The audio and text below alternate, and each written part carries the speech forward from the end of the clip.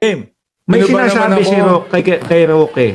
Isang congressman lamang Si ng dating Manila, senadora na ngayon po ay papasok pinag-aksayahan ng panahon bilang ng Vice congresswoman, Presidente. mga bayan. Kasi mainit Dapat ganun, kung wala kang kasalanan, wala kang tinatago, harapin mo ng buong tapang. Mainit ang ulo ng Roque, basag, umpisa pa lang, basag na basag ka na, di ba? No?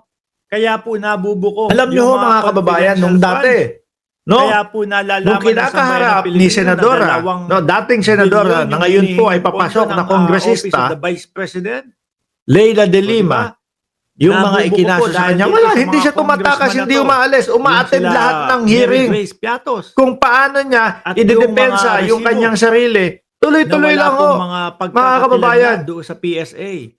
Tuloy-tuloy lang po. Wala. Matapang na certificate, hinaharap po Jose Nomar, wala.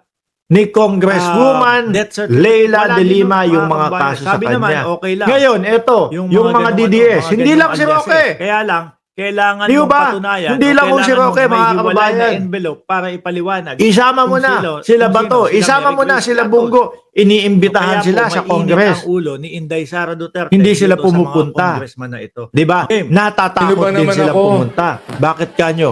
Isang Kasi congressman nga ho, mga lamang ng kababayan, Manila, pag sila ho ay pumunta, nako, pinag-aksayahan ng nalintikan na. panahon Pag sabi pa lang ni ng Bungo, Vice wala pong Presidente. reward system na nangyari na kagaya ng mainit ang sinasabi ulo ninyo. Di ba? Oh. Kagaya ni Joel Chua. Baka si mainit Congresswoman din ang ulo, Jinx mga Duwistro pa kababayan. ang magano niya. Mainit ang ulo ng Mag-play. Vice Presidente. Ganun ba, Ito po yung Bungo? mga